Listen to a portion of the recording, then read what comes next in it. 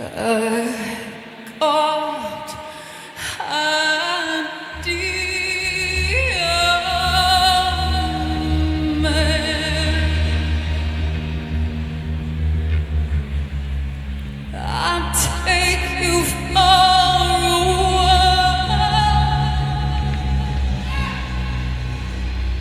under the sycamore trees,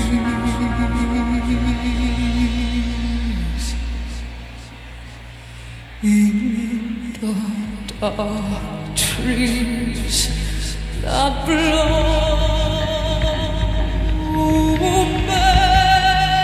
baby. Welcome to Twin Peaks Unwrapped. I'm your host, Ben Durant, and beside me is Bryon Kazaska, and today we have a very special guest for our first guest of 2019, Mr. John Bernardy. Hey, John. Hey. Yeah, man. So you recently put out Chrysta Nexus. What is this, number 22A? Yeah, number 22 spread out an entire week because I just couldn't keep my mouth shut. Wow. I mean, this is something else. I mean, this is quite an incredible thing that you put together. All these articles. What made you think about doing this? Like, you've been doing a lot of different theories, but like, where did this come from? Was this just a continuation of the work you've been doing, or? Yes. Yeah. Yeah, absolutely. Like, ever since Secret History of Twin Peaks came out, and I was kind of on this whole like reality is like warping somehow, and like I got that whole timequake earthquake thing where like, you know, it seemed like time was like shifting in world. Like, this is pretty much like, I mean, as far as I can tell, this is the end of that whole cycle of like my exploration since October of 2016. So yeah, I I applaud you for actually making it through this whole thing. I pretty much felt like this, if I could only leave the Twin Peaks fandom one thing, this was going to be it. So I put in a garage, I put in a kitchen sink. Or as Andy would say, a whole damn town. Yeah, that's about right. Do you want to walk us through this whole, all these different parks and kind of go over some of it with us? Sure, yeah. Okay, so basically, the main gist of like what I was trying to prove, because I mean, I instinctively feel like there are a couple things that are absolutes for me. And, you know, I'm not going to be one of those people that say, I have the answer. I just have my answer. And I really do think this is about as close as we're going to get to like my own personal answer for what Twin Peaks' modern incarnation is. Yeah. And the one thing that I think it's absolutely doing is not erasing Laura Palmer's murder. We like that. Yeah. Yeah, that's the fundamental trauma of Twin Peaks since forever. And I mean, you know, you just can't erase that. Yeah. You know, Yeah. I mean, in real life, you can't erase trauma. You have to work through it. So, I mean, basically, I think that the whole of season 3 and, you know, Secret History, Final Dossier, all that stuff, I think it's all basically a process of like, this is what happens in between trauma and acceptance. I mean, you have your own theory about that, but just looking at Carrie in the end, for me, you know, she screams at the end. So to me, that like she seems to me like she's realizing the trauma. Like I think she's hearing Sarah Palmer saying Laura, Yeah. and then I feel she's waking up. So she's finally letting trauma in some way. So I feel like Yes.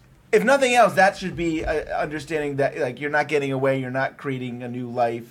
I mean, your life is catching up with you. I mean, Yeah. But I'm really interested in what you're. I mean, I'm so glad that you really dive deep into the idea of trauma in Twin Peaks because it really is so important to the show. Yeah. The use of energy, I really like that. How did you come up with that idea of the use of energy? Because it was interesting. You know, Ben and myself were talking about before we called you.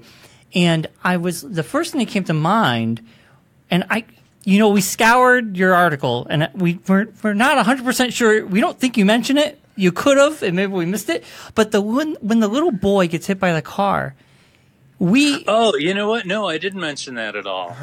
You physically see now. I think you gave it a great name. You see his energy leaving his body. Yeah. That trauma of being hit by a car, his energy is leaving, and only one person seems to see the energy leaving. Yeah. And for me, you gave it a great name. And then I said to Ben, I go, the energy kind of looks like the energy that Dougie saw above the slot machines. And we went back, and it's essentially the same. It literally is the same energy. It's like flames, yellow flames, and the slots. It just has the red, it had the red room in there. But the yellow was still there. The yellow flames, that is the same kind of energy that left the boy's body. Yeah. So then we're like, oh, that's interesting. So we need. Can you add that to? Yeah. So I think giving it a name that should have been obvious to most, like myself, but reading it was like, oh wow, it hits you in the head like a brick. You're like, yes, this is what I've been thinking, but I didn't know how to say it in words. And I love that analogy about the energy. And when I always say to John Thorne, great people who come up with these theories, they make you think. Yeah. And John Bernardy, your essays really do that too. It makes you just keep thinking and thinking. It's like, oh yeah, that made me think about the car accident with the boy. Yeah. I'm just glad that I'm able to do that kind of thing. I wasn't sure if I was like closing off pathways or not, but like Adam from Diane podcast, he even told me that it's like most theories just kind of he's kind of not one way or the other about him, but like this one just kept him thinking. So I'm just really glad that it's actually worked that way, because I mean that's essentially what's been dominating my life for the best. I think this whole thing is basically 10 months of me like poking at it over and over, like trying to collect in everything that I could, and like it just still keeps going. But I mean, yeah, as far as I can tell, the Twin Peaks is basically just like a repeating cycle over and over in different permutations or whatever, and it's like each single character, like you can see how their energy is working and flowing. I was going to say in your first part, I love this diagram of Frost and Lynch and their interpretations of Twin Peaks, and then they kind of meet in the middle with the script. I think, was that your diagram? Did you come up with it? I think that's a great way to look at it, because you always have fans who are saying, oh, it's Lynch's vision, and Mark Frost's version doesn't count because he wrote a book and he didn't get Lynch's permission or didn't work on it. But to actually show that, it's like, oh no, this is both of these collaborating together and they meet through the season 3 script. I think that's really great. Yeah, and I think that's absolutely true. It's like everybody's confused, or like just in general. It's like there's the people that are like, Audrey was in the real world, Audrey was in the lodge, the whole thing's a dream, or the whole thing's definitely in reality. And like I just absolutely think that it is like just both of those things at the same time, in the same space, in the same scene. And like it really does come down to the fact that like Lynch is all about his meditation, and he doesn't really care about like psychoanalysis or anything like that. And Frost is all about his Jungian perspective, and like pretty much like the other end of the fence from where Lynch is. And like I think when they did build the season 3 script, like they were doing that same thing. Okay, so the quote from the Starpix trading cards that's in here is Mark Frost says, "I would sit at the keyboard and David would sit in a comfy chair and we would go back and forth. You throw your minds up toward the ceiling and they meet somewhere near the light fixtures. The script becomes written by a third party. The author is someone called Lynch Frost." And I really think that that's just always been baked into the show. There's always been 2 whole worlds going on at the same time. Totally. And in season 3, they just totally capitalized on that. And season 3 script is like basically, I mean, like if anything's the Laura Orb of the of the pre-production, season 3 script is it. Oh yeah. And then Frost went off with like what he made of the script into his 2 books. And Lynch went off with what he thought of the script in season 3. And, it's like they both know they're different people. Yeah. They both know that they've got a couple of commonalities that they really wanted to hammer home, and that Lynch, he'll do like all his mood and dreaminess, and Frost will do all his crazy world building, and it's like it'll mix in the pot, and then they take what they want and make what they want of it, and it doesn't matter if they even necessarily get along. I mean, I know they do up to a certain point, but they're never both going to agree. So like right there, you've got two opposing viewpoints that actually coexist really, really well. Definitely. Yeah. I was going to say, I actually think season 1 is the same way in some ways. Yeah. You have Lynch, who was really into Cooper's dream, and then Mark Frost interpreting that and actually making it into a logical sense that, those are actually the curtains from Jacoby's log cabin, and using logical stuff, but they kind of work so well together, that dreamy... Yes. Yeah, absolutely. And I basically assume, like, with the way Twin Peaks is so fractal, just in general, that, I mean, you can apply that to there's a time stream and there's lodge space. I mean, that's pretty much the metaphor right there. Like, it all comes from the themes and, like, how it all started and how they probably just worked together. Totally. And these articles, how did you decide they were going to be 5 parts? Like, how do you divide that up? And is it something where, like, I know I'm done with this part, I move on? Or do you say, I need to be able to say all this stuff before I can really get into the meat of what you're talking about? Or how do you do that? I had absolutely no idea how to do it, actually. I mean, the editorial folks up at 25 Years Later site, I mean, they're the ones who helped to actually figure out how it needed to get separated. Wow. So, it's like I basically needed a Dwayne Dunham to tell me how it needed to go. And, they figured out that, it'd be a neat little 5-segment thing. And, like, I wasn't sure because I thought it needed to be a 2 thing. It's like how the world is shaped.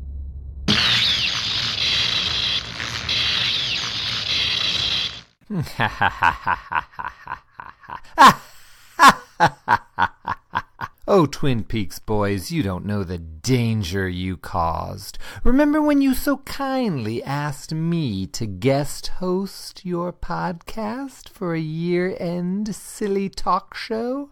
Well, remember, you hardwired a line right to my computer. Anytime I want, I can interrupt the precious Twin Peaks Unwrapped podcast. You didn't imagine that I would use it. You thought, just whenever you need Scott to come out here and dance like a monkey, he'll dance like a monkey. Well, this time I'm picking the tune, boys. I am here to let everyone know that issue 9 is ready for pre-order. This issue will have a special mystery guest. Oh, do you wish I would tell? Well, I'm not going to tell, because I'm in charge. It's a mystery guest. If I tell, it's no longer a mystery. We have a new essay by John Thorne where he will revisit his controversial dream theory from Firewalk with Me. Now he's updated it with Season 3. Do you wish you could read it? Well, you can. Subscribe now at bluerosemag.com. Oh, I see how you are. You need more? Well, there is more. We have an interview with Robert Broski. This is the water. And this is the well. Yeah, him. He's in there. Courtney Stallings. She covers the UK Fest and a special look at the Double R Club. We have a look at the Australian Twin Peaks Convention. Oh, yes, we do. We have more. We have much more. And I'm not going to tell you any more until more people subscribe. A subscription will keep us alive.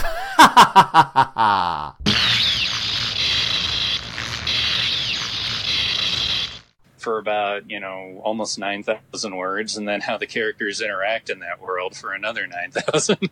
Wow. But, they saved you some eye burn. Yeah.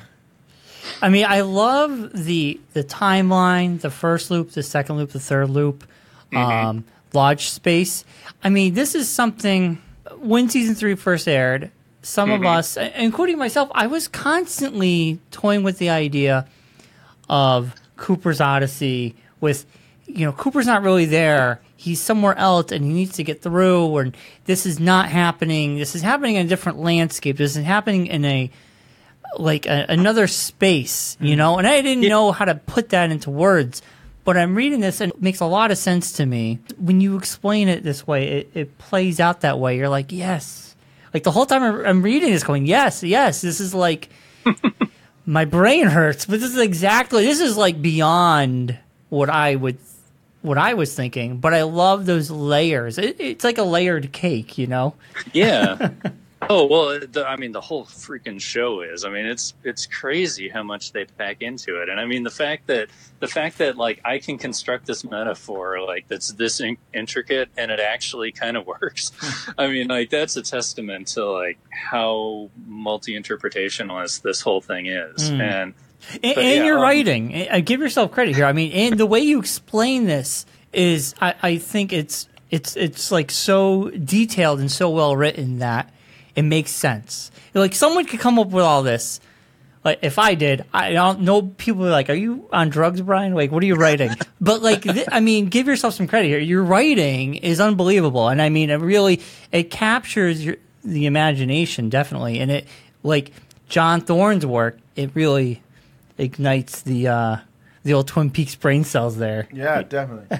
Well, I definitely appreciate it. Do you want to go into more detail about this? Like, I mean, I'm definitely intrigued with the in-between states that you talk about. Yeah. Okay. So basically, in part one, I talk about how there is an in-between state, and that season 3 is basically in between the timeline and lodge space. It used to be that there really were just the two states. You know, it's like, you know, you're seasons 1 and 2 and even Fire Walk with Me. I mean, although Fire Walk with Me kind of like splits the difference here and there.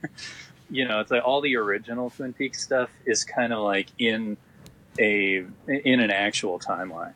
And then I think season 3 kind of just gets messed up and it sort of becomes its own state of reality. Like once Dale enters the lodge and starts his time loops. And I mean, I understand that, you know, time loops, maybe they're not actually real, but I'm absolutely going with the fact that they are. And I can see like how it's real. And I also don't believe in multiple timelines. So it's like, how do these how do these time loops actually interact with the timeline? That was my, X to solve for in this algebra problem. Wow. Was like, how do the time loops actually work with a single timeline? And I think, this is as good an answer as I'm ever going to get for it. So there's a timeline, there's a lodge space, there's this in-between state that kind of formed when Dale went into the lodge. Okay, so before I really break down this middle state, I want to explain like what the time loops actually are. The first time loop, is it future or is it past? Those moments with Philip Gerard, that is the beginning of the time loop. The first loop is basically almost exactly adjacent to the timeline. So like while Dale's in there, this is when Doppel Cooper is basically like making his fortune and all that stuff. And kind of like what we all were sort of talking about before season 3 came out, you know, like when we were worried about like who the mayor was going to be, things like that. Yeah. So that's basically what I think is taking place during the first loop. Oh yeah. Like Hawk going up to the curtains when he's on the same page as Margaret, as he says on the phone. Yeah. That's all part of the first loop. You know, that's where the glass box first gets made, all that kind of stuff. And what happens after a certain point, Dale like listens to Laura whisper in his ear. She says, "You can go out now," and he doesn't. And then he instead listens to Philip Gerard, you know, saying, "Is it future? Is it past?" And then, you know, like, you can't go out until he comes in and all that. So he basically chooses that. He chooses that over "you can go out now." And that sort of starts where the curtains go. And, you know, there's just blackness behind the curtains except for the white horse. And then suddenly he's back in front of Philip Gerard, and Philip Gerard says, "Is it future or is it past?" That's the beginning of the second loop. And, you know, this is like part 2 still. So essentially in part 2, we've got Dale leaving through non-existence, then living as Dougie, ending with all that superhero stuff at the sheriff's station. It's the only loop that mentions Judy, and an official version or any plan between Briggs, Cooper, or Cole. It's also the only loop that contains Sarah Palmer as a possessed woman, experiment model, or the fireman and Dido sending a Laura orb into the world through a junction point. Yeah. So the third loop it basically starts after Dale goes back in time and tries to rescue Laura from the Fire Walk With Me flashback. And, she screams, and then he's back in the lodge. Is it future or is it past? So this is where the beginning of the third loop happens. And that's, the dark world where, like, essentially there are waitress, 2 elderly people, three cowboys, Dale, Laura Carey, and the owner of the house, of what used to be the Palmer house. I mean, as far as I know, that might be the only people that are populating this world. Wow. I mean, I don't know. Yeah. It's all improvable, but as far as I'm concerned, that's the dream that's essentially taking over. Because I think what's essentially happening is the second loop, which is the bulk of the plot of season 3, is asserting itself slowly over season 1.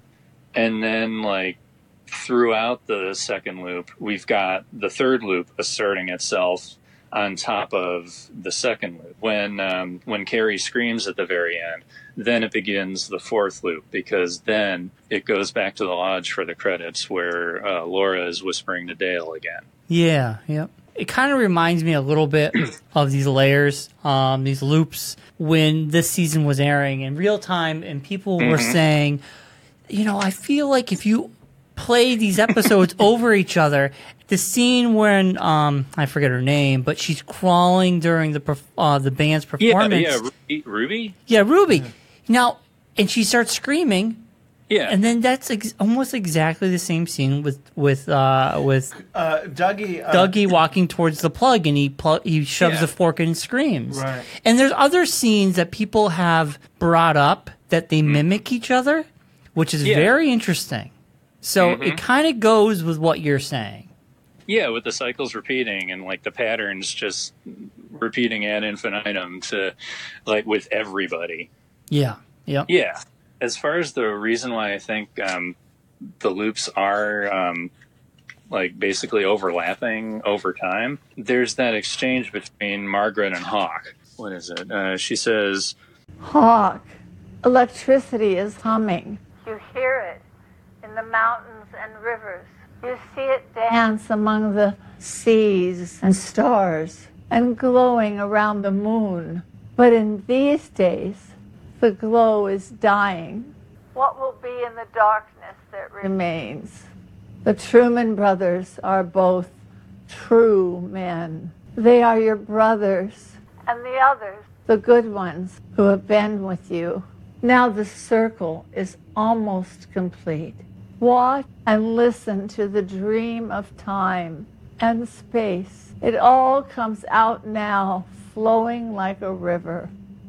That which is and is not. Hawk. Laura is the one." and you can kind of see right there, like the way she talks in code. I mean, it's almost plain here.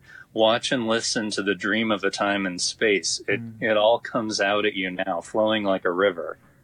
So basically, like the loops asserting themselves over the other loop is the river that's coming toward Margaret and Hawk. And it gets progressively darker because Cooper keeps getting a little bit closer to being like lodgy instead of timeline oriented as he goes. Like he gets further removed from people. Like even what I was saying about how few people are in the remaining episode.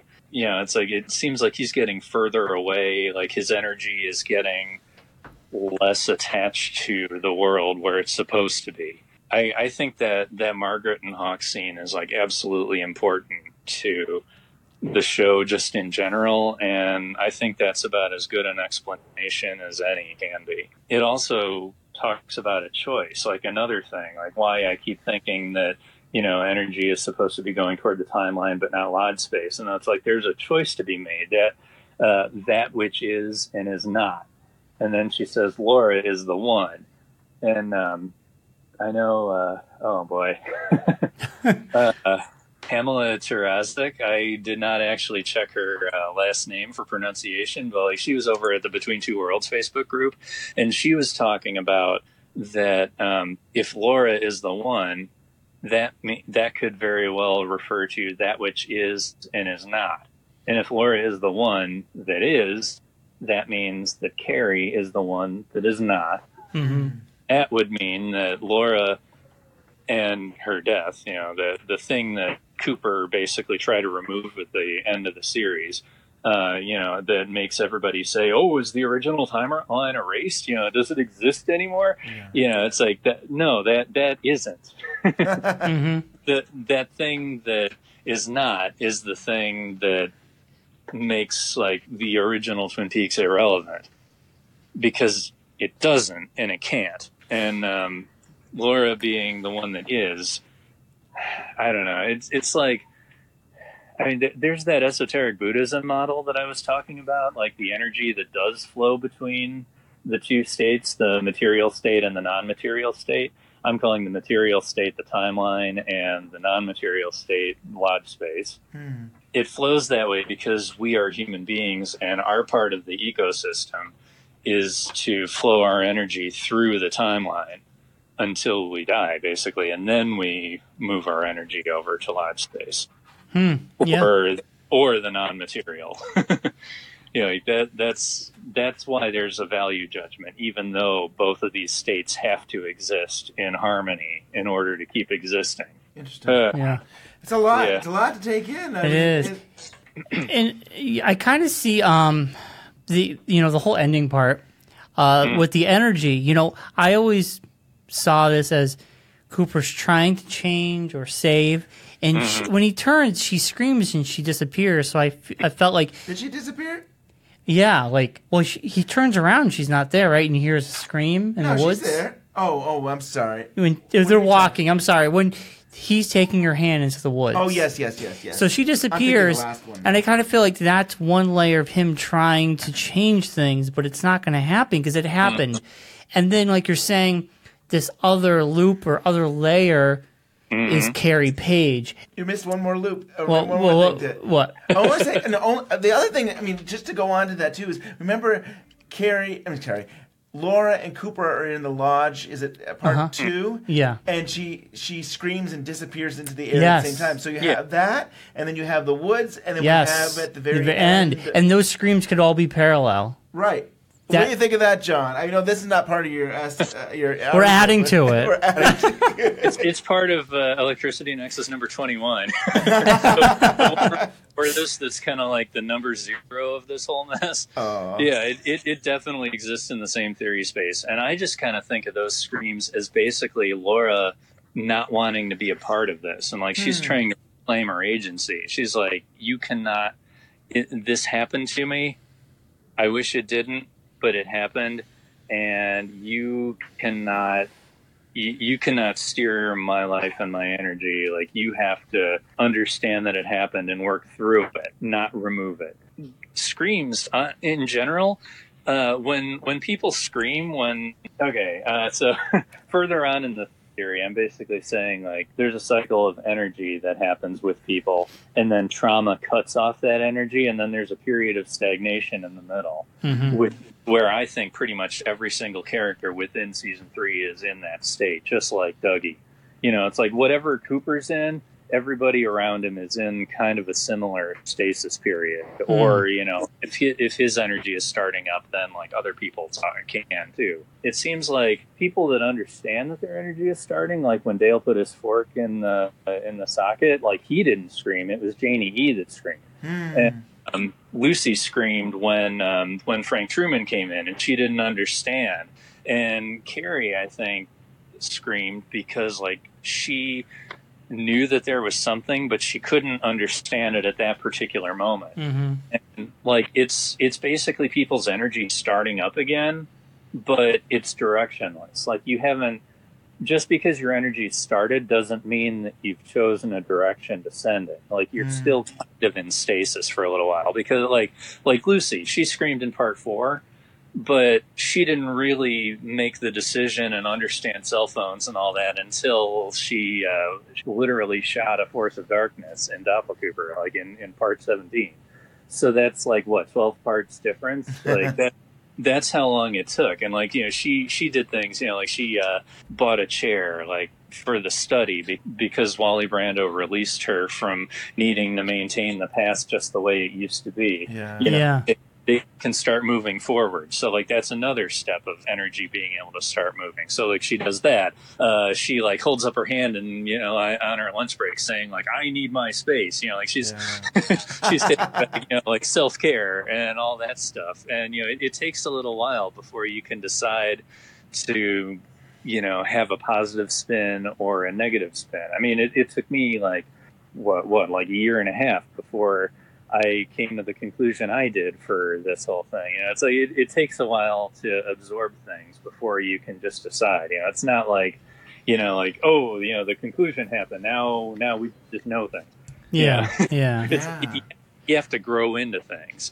Yeah. So like I think just in general, like the Laura screaming at the end and in the lodges and everything, I kind of feel like that's Laura asserting control of the situation. Like, even though she doesn't quite comprehend what's going on, I mean, like, she was doing this in the diary, and it's like she was trying to control her own situation, like, whenever she could, trying to, stop forces outside of her control from basically ruining her life. Yeah. And this is just, like, par for the course for her. I mean, it's like something is messing with her energy and something is making something like incredibly wrong happen.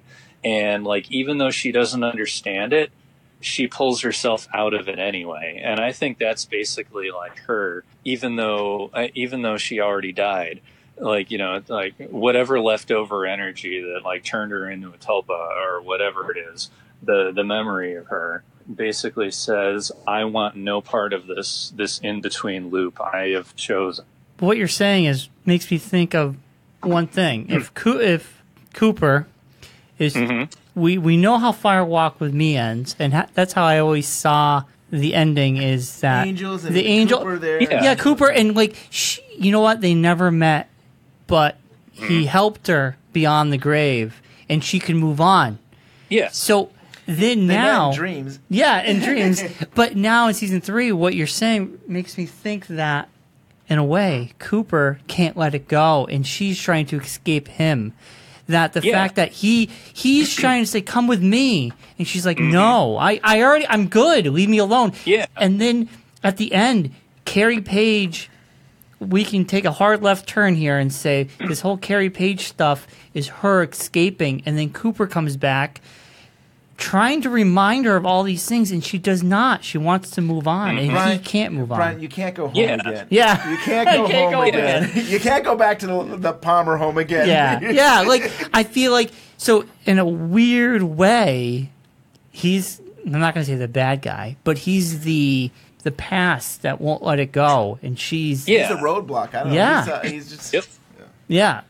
I never thought about it that way till just now. So see that it's John's work. I know. Gets you thinking. But John, I think maybe it was part 5 of his. You were saying that in some ways that Carrie is waking up Cooper, possibly, right? Through her screams. You're seeing that. I'd love to elaborate on that, because I've always looked at it as Carrie waking up, or maybe she's realizing the trauma that's around her. But I'm interested in the angle that maybe Cooper is waking up. Well, they both are. It's just, I think he started to wake up when he put the fork in the socket. Yeah. And like, he thought that he was going in the right direction by, having somebody basically remove Bob from the equation, and then he was going to remove Laura's death from the equation. And, it's like, he thinks, like that's going to do it. And, he's helper guy. He's everybody's golden shovel. And he's gonna just take on the world and just make it a better place. Like, good intentions, but like completely misguided. And it's because his energy, I mean, it started to move, but like it just wasn't quite ready to do what it did. Yeah, I mean, I kind of think of, to go all the way to the end, I mean, I essentially think that Dale Cooper, oh boy. Okay, so maybe not all the way to the end. So in part 4 specifically, I talk about like how characters are supposed to navigate from this between spot. You know, it's like, how do people actually choose the timeline? How do people choose lodge space? You know, and like basically there's a section in Final Dossier that Margaret talks about. There are travelers and there are passengers. And basically, like, passengers are people that are proactively living and, like, you know, they want to help people. Mm-hmm. And they want to use their energy to grow light.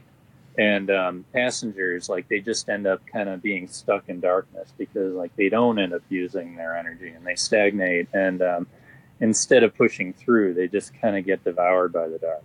That is essentially, like, I think what happens to people like Stephen and Gerstmann. You know, like that essentially is what Sarah Palmer almost actively chooses. Yeah. Yeah, like she's the only one who actively seems to go in that direction.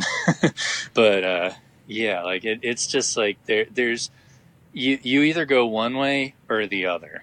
And I mean, we could probably double around to all of that in general. But the gist of it in terms of Cooper, I think, is that there's a path that everybody takes, and Cooper's is essentially, you know, it's like he has his regular path. Everything was going great. Season 1, season 2 of Twin Peaks, and then right when he entered the lodge, that's like his moment of trauma, where his energy like just gets cut off and it starts spinning in place rather than proceeding as normal. He needs to kind of recalibrate and push his way through, and he kind of starts to do it. I think every character ends up having a breakthrough as well. And oh man, I'm getting caught up in all of the other characters. Yeah, this is why it took me 10 months to write this thing. Explain one thing, you got to have like 4 books on everything else first. Yeah. But yeah, so Dale, like, his moment of breakthrough, I think, is when Carrie doesn't understand what he was trying to give her. You know, he was trying to give her like some kind of closure or whatever, or maybe the way time loops work. You know, it's like he remembers that he was going to bring Laura home to the White Lodge portal. You know, like whatever home meant to him then, and then like maybe he got confused when he got looped again into the third one. As you know, he's like kind of removing further and further from the timeline, and he thinks home is like, oh, I know where her home is, and he takes her to the other home. Yeah, and you know, it's like I don't really understand like why he made the decision to do it, but basically, I mean, you know, he's misguided, and he thought it was going to work, and his moment of breakthrough that it wasn't going to work was when he says, "What year is this?"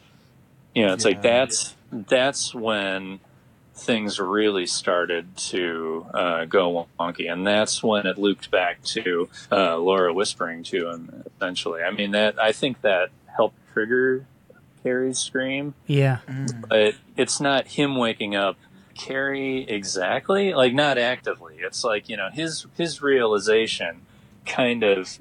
It sort of woke up Carrie, but not in a way that she could quite understand yet, which is why she's still in the lodge with him in the final conclusion. Because I think if she woke up, she wouldn't have been there to whisper into his ear. He would have just been sitting there alone. Interesting. No matter what, it seemed like it was a failed attempt, and it seems like that brings on maybe a loop that you do something and then you're...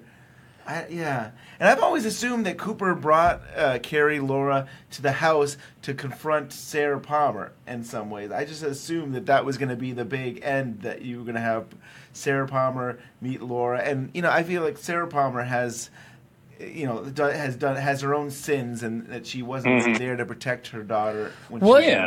Now, to go back, I'm glad you brought Sarah Palmer up. I want to just circle back to her, John. Her breakthrough. Like, I want to know what you think her breakthrough is. Because, like, we see her smashing that photo. So I feel, obviously, she had a breakthrough of some sort. Mm-hmm. But what triggered it? Was it going to the bar? Was it being assaulted by this guy? Well, like, I don't know. I mean, like, because she didn't choose to... she basically didn't choose life. So... I think she just finally caved in under the pressure. I mean, I think it's all cumulative. Like all the help, all the help in Twin Peaks is basically cumulative. Like, oh my gosh, I can't even think of everything that happened. Like, to get Dougie home to Janie E. You know, like meeting one of Dougie's friends to basically say Red Door, Camelot Court, or whatever the road were, Lancelot. Anyway, yeah. But it's like he got his friend to do that. I mean, the lodge basically had to give him, the payouts. So like he had a little bit of help from Philip Gerard with the little lodge symbols on the jackpots. He got help from his friend. He got help from the floor attendant Jackie to get him to the guy who would actually pay him the money, and then like he needed help getting home, so they got him a limo to get him home. And, it's like there's all these tiny little steps just to get him to the door. Yeah, of that's the house. true. From like so many different people, and like this happens all the freaking time in this season. It's like it's all just like a little bit of help here and there from everybody. Cooper bringing Carrie home to like get her to the point of screaming. I mean, that was helping Carrie and Laura to basically realize like where she really was, but like it still didn't quite push her all the way over. What I was saying about the Vegas stuff, I mean, what that did was it got money home to basically make Janie forgive Dougie for all the debt that made their life a living hell. And then from that point, she started like gradually getting warmer to him because, like she, like when they slept together, all that stuff, it's like, just like the love from her and, the coworker of Dougie who like let him into the bathroom. I mean, it's like all these little tiny steps, like getting Cooper to the point of like like he was being nourished by all like the love and the help from everybody, and eventually like he was he was getting cake and watching TV, and the TV told him Gordon Cole, everything was helping him toward this one thing of waking himself up. And then, the Twin Peaks theme kicks in, like, in the hospital. And, like, you can hear, like, everything was, like, bringing him back to the timeline. And, like, the Peaks music is a total tell for that as far as I'm concerned. Like, anytime you hear an old theme, it's like somebody getting really close to being in tune with the actual timeline. So you're saying all this, that he's being helped the whole time, and it makes me think of the very, I think part one, at the very beginning, black and white. You have Cooper and the fireman giant there, and Cooper's like, I got it. Like, I understand everything you're saying, even though it's cryptic, Linda and Richard, I got it. And in my head, like, after watching the whole... the whole series 3, I thought, okay, while he's in the coma, that's where he goes to the giant and he has that conversation. Like, he was electrocuted, but I don't know where it really belongs. But it's interesting that, like, it seems like at that point in the black and white that he understands, and then he wakes up from a coma and he seems like he gets it. But, like, how can we go from all these babysits, somebody taking care of him, and then he seems like he's just got it and he's totally wrong? Like, he totally messes up still. Well, because it takes, I mean, it's just little pebbles leading to where he really needs to be. Yeah. And he's just not there yet. Right. And I guess in some ways it seems like it's almost like Cooper's reborn and he's a baby and he's got to take his first steps. And and maybe as an adolescent you have to screw up before you do the right thing. So. And he really wouldn't know what was going on. Once he wakes up, he wants to go back to Twin Peaks. But the last time we saw him, he was in Twin Peaks. So, like, for him, maybe that state of mind is still back then. It's not in the now. Yeah. Yeah, exactly. He's still stuck in the past. Yeah. He hasn't quite woken up yet. He doesn't understand cell phones yet. That's true. Yeah. And I still think about, like, so if there's loops or whatnot, there's that one thing where he's back in the red room and he's like he's about to leave and he just waves his hand and it opens up the curtains. So he's a magician. Like he now has a full understanding, and now it's almost like we're going from episode 29 to right there. It's almost like he's just like, okay, he's out of the red. Like you can almost forget everything that happened in season 3 and just start off with him getting out. I don't know. It's that's the beginning of the third loop when he feels like he knows it all. It's like one of those the back of a Mad magazine, and you're looking at the whole picture, and Dougie's in the middle, and then when you fold the two flaps in, it all disappears and gives you a new image. Yes. Yep. And all it disappears. Yes. Yep. And John, I don't think you covered. Did you talk about Richard? How does Richard? I don't even need to talk about Linda, but just Richard. How does he fit into all this? When you say Richard, do you mean Horn or do you mean? I'm sorry. I mean Cooper. I guess I mean. Okay. Yeah. Yeah. That's a good point. I mean Cooper as Richard. Or at least that's what Diane is now calling herself, Linda. And she's now and Richard. saying, Yeah. I wrote like the October after the show, and like I basically dove into like how I don't think that's a unified Cooper in the most literal sense. You know, it's like technically he's got both of his halves, but he's calibrating. You know, it's like he's not unified in the way that like it should be. It's like, you know, he's basically like a rebuilt car with like all the parts, but like everybody forgot to tighten up everything. So like, you know, it's just running really off. That's just kind of what I think of with Part 18, because, you know, it's like it's sort of close, but, you know, like he's very much an alien about things. You know, it's like even though he's like sort of concerned about taking the guns away from the bad guys, you know, it's like he still like points it at the elderly people before he puts it in a fryer where the bullets go. You know, it's like he just wants to stop the problem, but he's not really concerned about the collateral damage. Yeah. Interesting. So yeah, it's like he's almost the Cooper that we remember, but you know, he's just not there yet. And you know, again, just like everything else, it takes time. So what do you hope people get out of it? I mean, there's a lot. I mean, I definitely recommend going to 25 Years Later's site and reading all these parts and stuff. But what do you hope that people got out of this? Oh man, That's a loaded question. Yeah, it's a tough one. Like I think most of all, like I want to make sure that everybody understands that there's like a huge plan that Jacoby is basically describing for everybody. Like that's a lot of where I'm getting all this this help and whatnot from the Dr. Amp stuff. You know, like a lot of people think it's just there for fluff, but it was the first real world story that we get. You know, it's like they show the truck driving up slowly with the parts of the shovel. Oh yeah. That's true. Yeah. And then, you know, we find out that Dr. Jacoby's on the other end, and then there's boxes. So, like, that's kind of a parallel.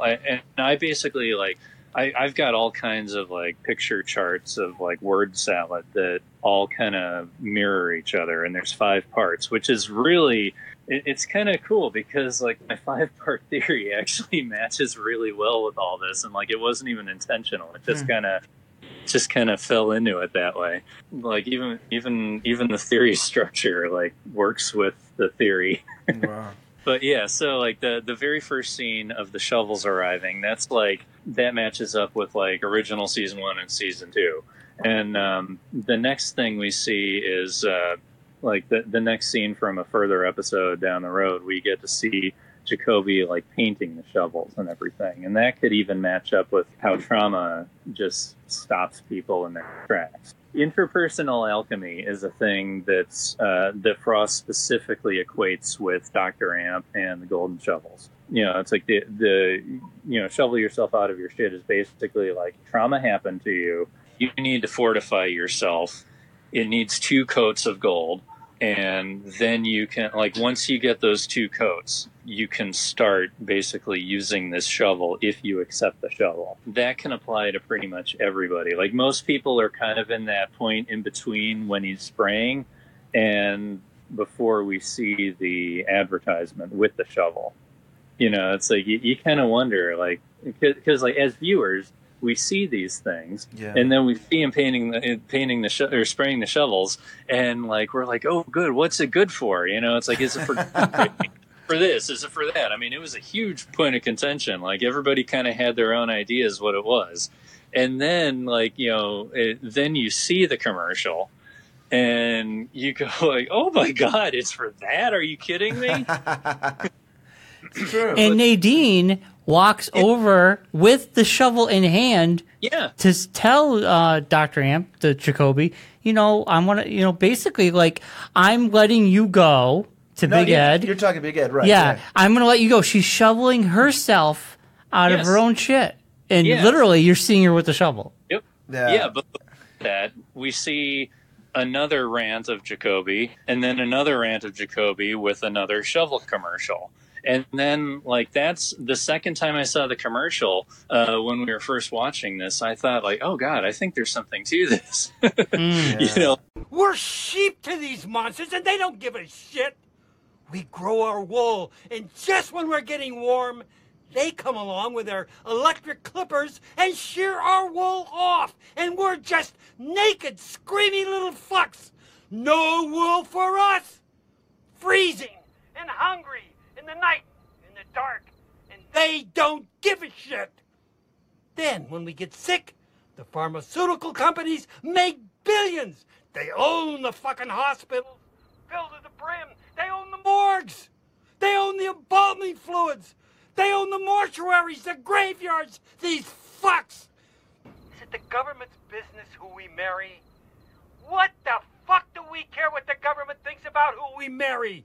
Are we going to invite them to the wedding? Fuck no! Oh, they wouldn't come anyway. They're too busy fucking.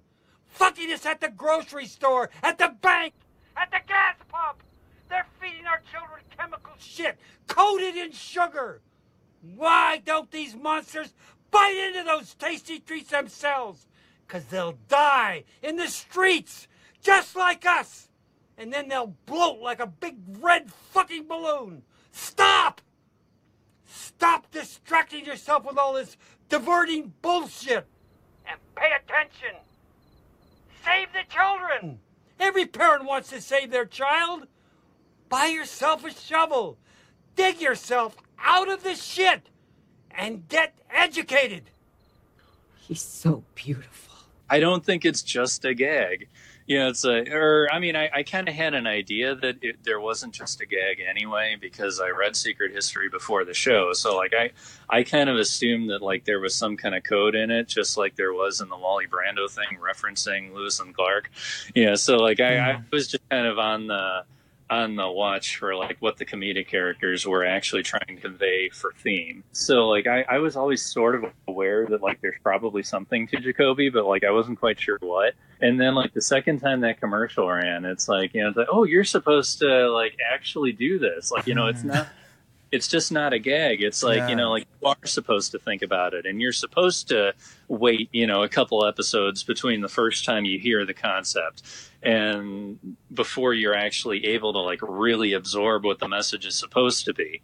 And, like, again, it's just like everything else, you know, it's like, you know, time and repetition. Like, that's the only way to, like, actually, like, get the interpersonal alchemy to evolve yourself and, you know, shovel yourself out of your shit. Yeah. Because, like, you have to understand what your shit is before you can shovel it. Yeah, Right. yeah, it's true. I was thinking of the gold, spraying it twice there. In some ways, it's like, take care of yourself, and whatever that be, is like, you need to take care of. Yeah, I kind of got that. I think. It's interesting. Nadine really doesn't come to see Big Ed until she physically sees Jacoby. I think anyway, he has this message, but he has to go out of his show and actually physically be there one-on-one to talk about something that she finally, like, okay, I really get it now. I gotta let Ed go, because I like someone else. He likes someone Jacoby, else. Right? Yeah, But I think she's realizing it. I think in general that matches with, like, how, like, in part 3 of this theory, I have, like, a whole bunch of different ways that, like, object permanence really comes into play to anchor both lodge space and timeline into this middle state. And I think just in general that also applies to the interpersonal alchemy angle. You know, it's not just for, like, how reality is structured, it's for how you're supposed to evolve. You know, Lucy hears the thermostat, or, like, you know, she's like, how does the thermostat work when nobody's here to watch it? Like, does it work? You know, and like, you know, it's a theme all the way through. And, like, you know, has Nadine actually figured out her stuff, or hasn't she? And, like, it took like meeting her hero to reinforce the fact that, you know, to make object permanence out of her change state, because, like, somebody else recognized her change. And therefore it stuck. It became part of reality because somebody else noticed it.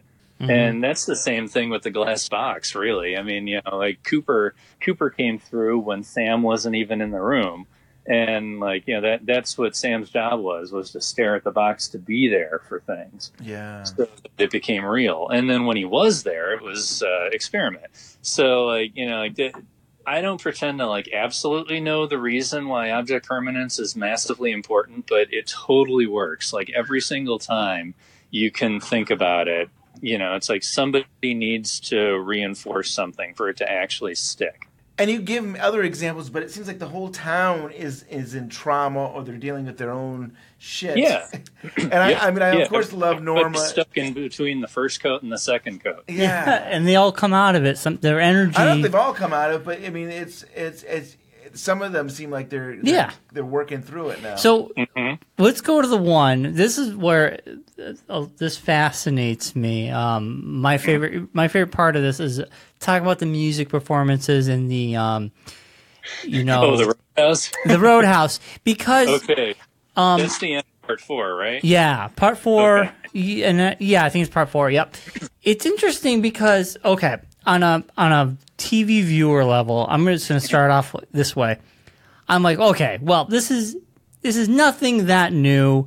You can go back in The Sopranos. You can go back to a lot of TV shows. The Leftovers. They pick a song that encapsulates that episode and they end it with it.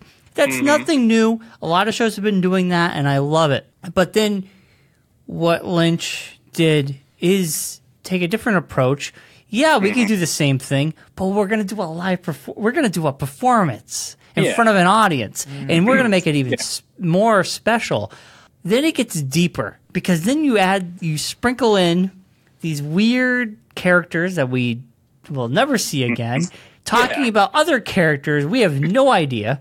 It's a soap opera aspect of it, though. But is it? I think your thing proves it's deeper than that. I always felt there was, like the Jacoby thing with you, I'm like, there's something deeper to this. Yeah. And I think the Audrey episode in particular gives us, because that's the first time we actually see, well, I can't say that because we have to see James and Freddie come walk in. You see those 3 characters in Shelley, part of this weird limbo world, and where music is playing, and it's just bizarre. I mean, explain to everybody your theory behind the sign, the parking lot. Yeah. Luckily, people were on the case before I was, so I sort of started to research it, but I didn't have to get too far to realize that there really was something to it. Yeah, there's the establishing shots for the Roadhouse is there's a parking lot, there's a Bang Bang Bar sign, there's the Bang Bang Bar sign reflected on a puddle. I think it's all basically a signifier of what kind of energy we're looking at, and the music kind of falls into this too. If there's a Bang Bang Bar sign, it tunes towards the timeline. So part of this will require the actual structure of this whole thing. I don't even think I said it basically, but the in-between point is essentially like a mirror. The mirror is between the image and the reflection, right? And season 3, with all the themes of 3, the 3 Fuscos, the 3, the Pink Girls, all that stuff. There's 3s all over the place. And this third state of reality is also a third. So where do you put the third? Right in the middle. It's basically a mirror. If you're looking as the mirror, if you look one direction, you're looking at Lod space. And if you're looking at the other direction, you're looking at timeline. And with all the other energy that I was talking about, the people that are stuck on this actual mirror state, they toy, depending on where they're looking, they're toying with sending their energy toward one direction or toward another. I think these Roadhouse randoms are essentially showing us this with illustrations. Basically they're showing, not telling. Yeah. And that's why there's so many different interpretations possible. I basically see that the Bang Bang Bar sign reflection is the sign that it's tuning towards Lodge space, or that the people that we're going to see are looking toward Lodge space, or that the energy is going to flow that way. And if it's the regular Bang Bang Bar sign without the reflection, then characters or the energy is like sort of flowing toward the timeline. And if the parking lot is involved in the establishing shot, it's basically like you're either going from, like in part 2, it starts out with the parking lot sign, and then it goes to the Bang Bang Bar sign.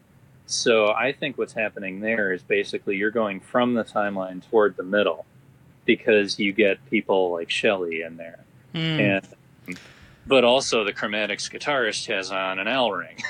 So, it's like, it's not all timeline adjacent. It's like, this is part 2. This is when the first loop is being asserted over by the second loop. And it's kind of like shown in the Bang Bang, or in the Roadhouse scene at the end. It's like basically like, this is where we were, and we're going toward this middle tuning now. Depending on your energy, you're tuning from the second loop at all times in the Roadhouse scenes. Like you're starting in the middle. Yeah. And you're either tuning toward the third loop and on the lodge space, or toward the first loop and then into the timeline. Because like basically one of my major things is that like, once you do choose which way to go, you're not in the story anymore because you're not in the middle. And that's why we get so many weird in-between scenes, but then like nobody acting like a protagonist or an antagonist. It's like once they seem to make a decision, like we never see them do anything about it. They just disappear. Yeah.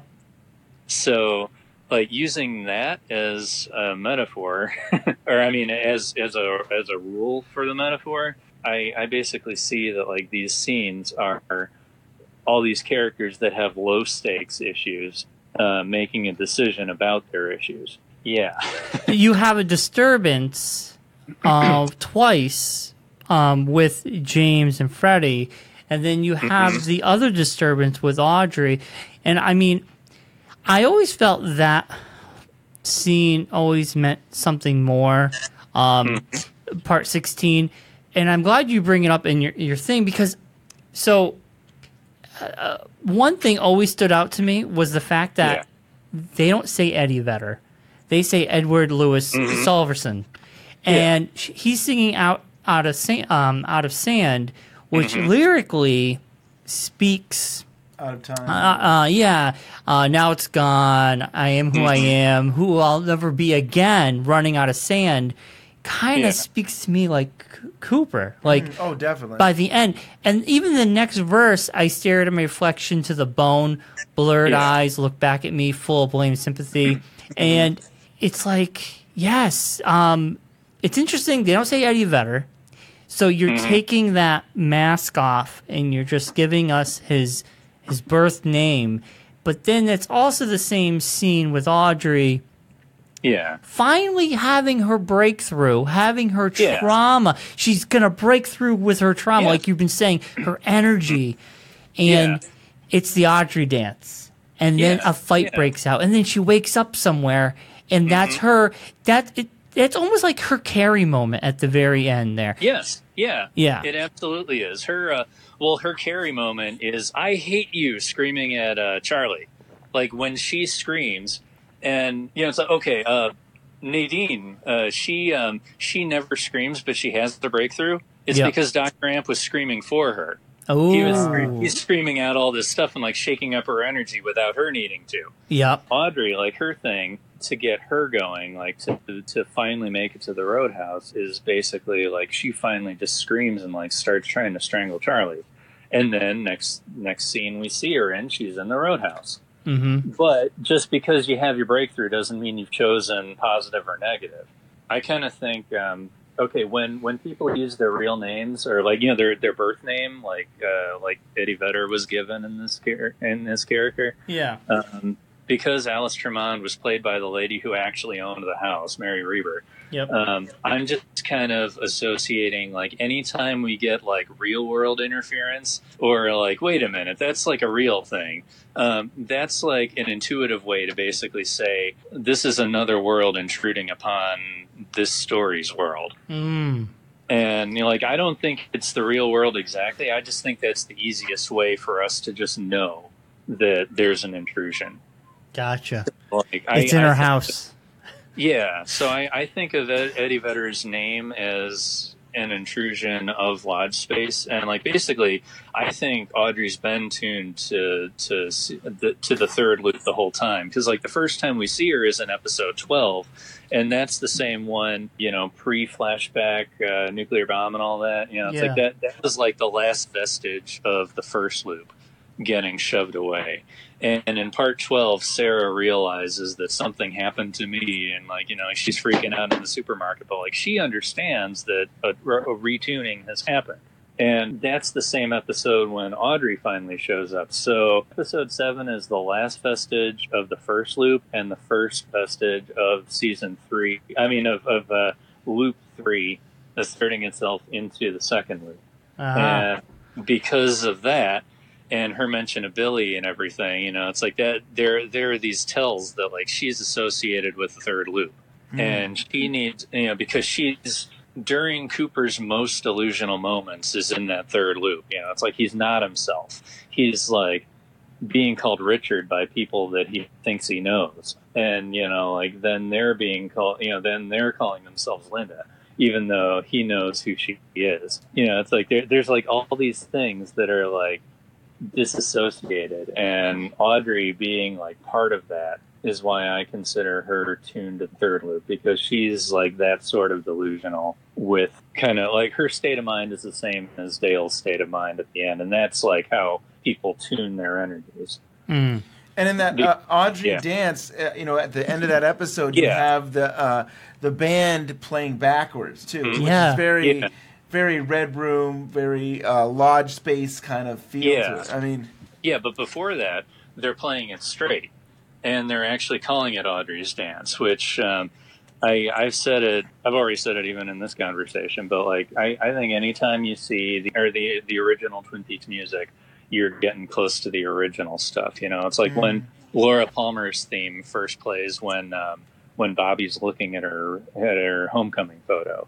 Things like that. Like every time the original music breaks through, that's the timeline breaking through. And she finally makes it to the Roadhouse. The Edward Louis Severson song is basically about like, I've come to an acceptance of things, and I may be running out of sand, but like, it's essentially like this message of like, it's, I know who I was and I know who I am, and it's like basically, it's like you've accepted your fate. Yeah. It might not be a good one, but you've accepted it.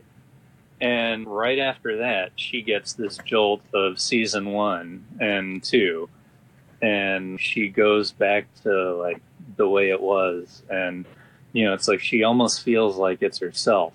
But then there's like that little bit of doubt that creeps in, and the infidelity being revealed like by whoever, the random people that like broke up. It's like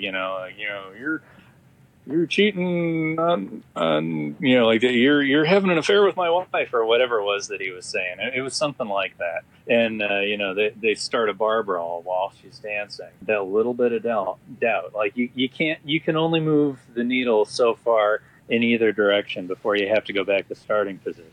The arm wrestling. I like that. The arm wrestling. And I know you brought that up in previous articles. I do love that. That is a great metaphor for everything, really, isn't it? Yeah. It's all the same metaphor over and over at way too many levels for any one brain to handle well. But this is just one of those things. It's like in a normal TV show, she would have had her breakthrough. She would have gone back to the timeline. Everything's great.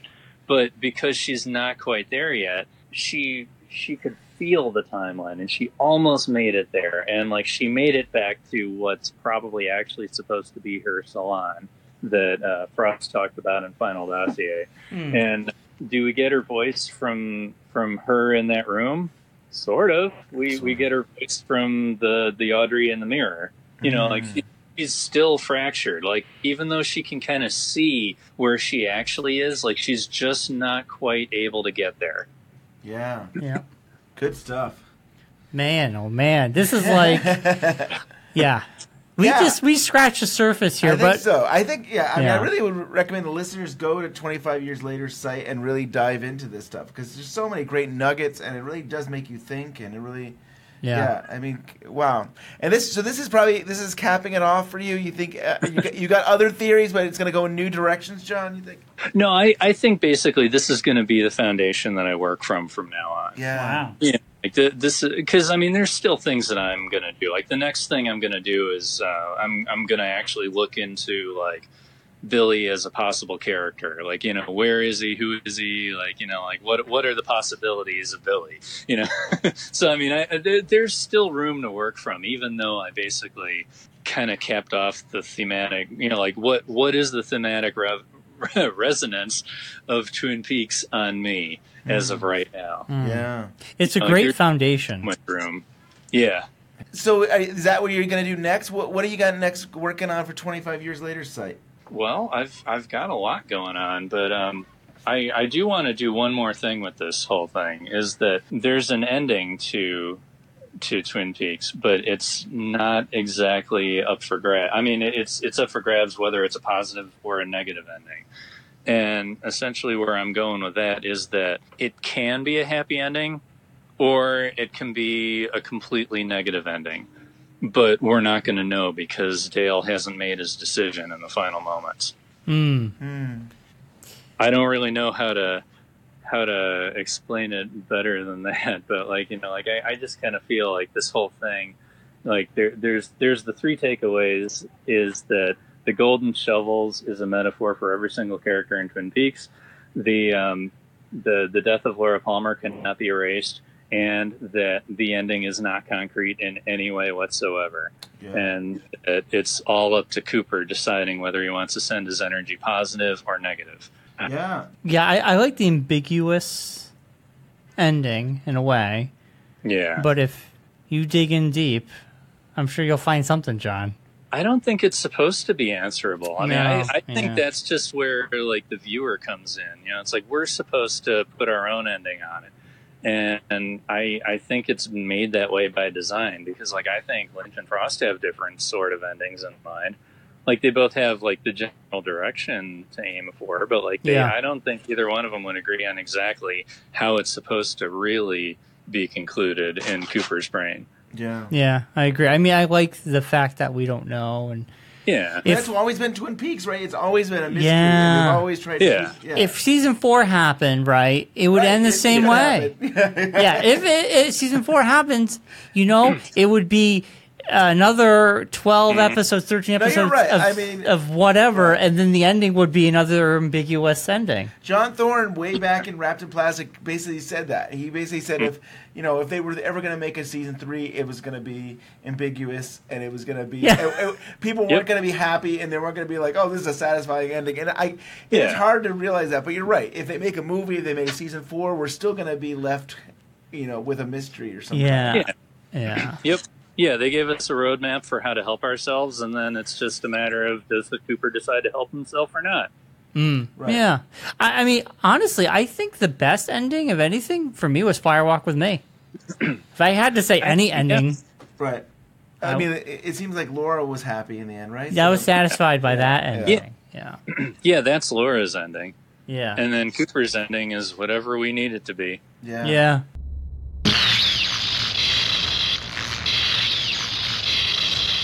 This is Rob King with 25 Years Later. Our staff and editors would like to thank you for reading our site. We began as a site dedicated to the analysis of Twin Peaks, but today we are happy to share our expanded material for similarly intricate series, popular culture fandoms, film, and Shudder content. We will continue to extend our love for Twin Peaks' deep exploratory analysis in the fan community as we look to each of these.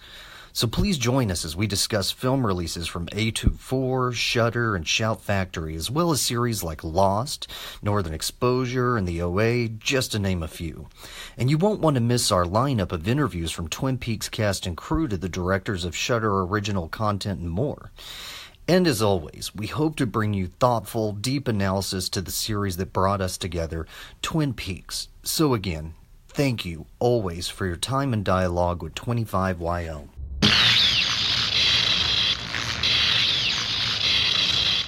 Well, thank you, John. I mean, this was, awesome. And, I mean, for me, there's parts that I'll gravitate to more than others. And I've always been infatuated by the the musical stuff, and, and I love how you broke it down with the parts. And I have to say, your writing and the way you structured this is unbelievable.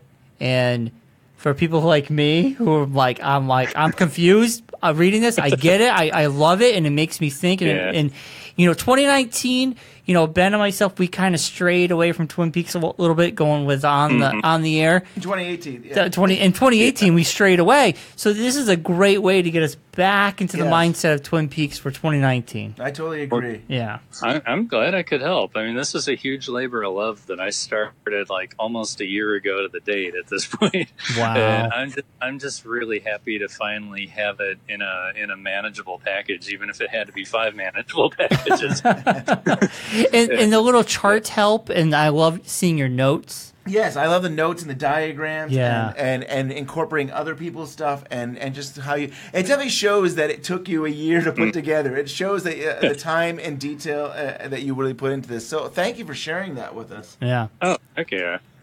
Yeah, I'm just glad to be able to put it out there for people, because I mean I think it'll help like solidify something in everybody's brain if they give it a chance. I'm not saying I'm not trying to convert people to it specifically, but like I know how it is with theories. It's like there's a whole bunch of really good theories out there that like there's a couple of nuggets that'll like get me going on a completely different path, and I would love to be able to like give those kind of presents to people sometimes. Definitely. Yeah. So John, tell us, where can people find you and all that wonderful stuff before we get going? Yeah, well, they can definitely find us over at 25 Years Later site, and like next month we're doing a Twin Peaks month. We're starting a whole new tradition. We're doing this thing every February where we go back to Twin Peaks, and like right now we've got, last time I checked, we have like 15 articles coming out on Twin Peaks, and like everything's great. We've got a secret diary series that Maya McBriar's spearheading, and she's starting out tomorrow. I mean, by the time this is posted, I mean probably hers and mine will be out already. Yeah. She's looking into Jennifer Lynch and everything, her career and like the diary and all that. And I'm working on the audiobook right now, That's awesome. That is a massive experience, I tell you what, because I mean, Bob was a huge source of nightmares for me. So listening to Cheryl Lee say it, like where you like literally cannot look away far enough to get away from it's something else. But it's one other way to basically say like, the trauma that Laura Palmer went through cannot be erased. Definitely. And we've said it before, but on Twitter, Jennifer Lynch said that if they ever did an audiobook, she was going to play Bob. And it didn't work out that way. But I mean, like, I think it's so powerful that we have Cheryl Lee, who is Laura, also doing the voice of Bob. Yep. And like there's almost like a whole other meaning to that. Like it's some the evil within in some way. I don't know. It's pretty powerful stuff. There is nothing spookier than that. I tell you what, like I knew it was coming, thank God, or else I would have just I would have been kind of freaked out at work. Yeah. Wow. Good stuff. Well, I'm so excited that 25 Years Later site is doing a whole month of Twin Peaks. I mean, you guys are so busy with other. I know you recently just talked about the new Ghostbuster movie. We got a whole new news division coming out. I'm going to be talking the Millar World series coming out that Sandra Bullock's attached to. I can't think of its name right now because I'm too Twin Peaksy. But yeah, no, we got all kinds of good stuff coming out now. Like there's a thing we're doing called What's the Buzz that like everybody behind the scenes, we're always kind of sharing like what we're into anyway. So we figured, let's just turn this into an article. That way, like everybody kind of see what we're into. And starting tomorrow, the last Friday of every month, I'm going to be doing this pop culture 25 years later. And I'm going to focus on 1 month at a time of 1994. And if anybody's paying attention to music, there is so much music in 1994. Yes. Wow. Yeah, so I got my work cut out for me on that one, but I've got a lot of help there too. Like there's people talking about like we got a reference to a British soap opera. Yeah, like there's all kinds of stuff that like I was not even aware of that we're going to be talking about through that series too. Cool. So yeah, we're just spreading the love all the way around everywhere we can. Yeah, I really enjoy. I mean, of course we love Twin Peaks, but I do enjoy a lot of the other articles and other television and movie stuff that you guys cover. So I can't wait to see what you guys do next. As a '90s kid, I will definitely be reading the music of '94. That has perked my ears. Is it 94 or 84? I think you said 94. 94. Yeah. Bad 84? I don't want 84. I want 94. That's what he said. He said 94. I want 94. So it's got to be 94 because it's 25 years later. Yeah. See? Very exciting. All right. So anybody out there wants to give us a comment, a question, a theory about today's episode, twinpeaksunwrapped@gmail.com. You can like us on the old Facebook at Twin Peaks Unwrapped. And Ben, Twitter, Twin Peaks Unwrapped. Twitter is always a buzz, right? It's always a buzz, and I love the community, and I love seeing what 25 Years Later site does, and our partners there. They're doing great work, and it's a wonderful community. It is something special always to go every day to see what people are doing, and awesome, love it. So like us, follow us, subscribe to us on iTunes. We're on Google Play, Spotify, all your favorite podcatcher places. We are there. Give us that 5-star review on iTunes. And with that, see you next week. See you next week. Thanks, John. Yeah, thank you. Take care. Ladies and gentlemen, the Roadhouse is proud to welcome Edward Louis Severson.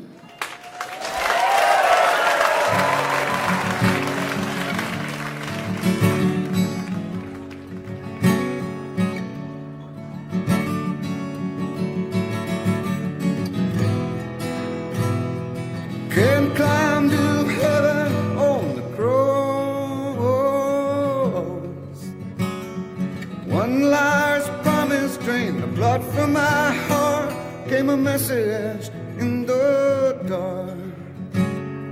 Offered the hand of a disembodied man while I still had a chance, but now it's gone, gone.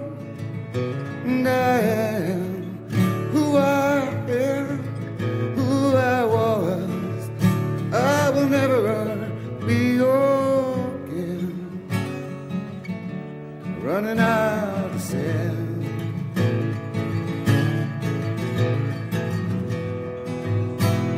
I stare at my reflection to the pole. Blurred eyes look back at me, full of blame and sympathy, so close. The right road's not taken, the future's forsaken, dropped like a fossil or stone. Now it's gone, gone. And I am who I am, who I was. That will never come again. Running out of sand.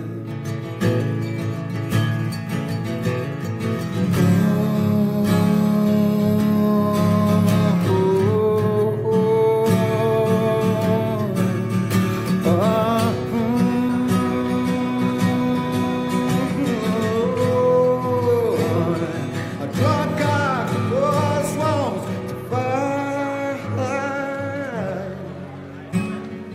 Fearful of dreams, there'll be no sleep tonight. Dead bodies, victim or witness, we're gonna get hurt. Fragile existence with echoes of worth. I can't stop bleeding all the tears from thine eyes. There's another us somewhere with much better life. Where God as our witness, but he won't testify.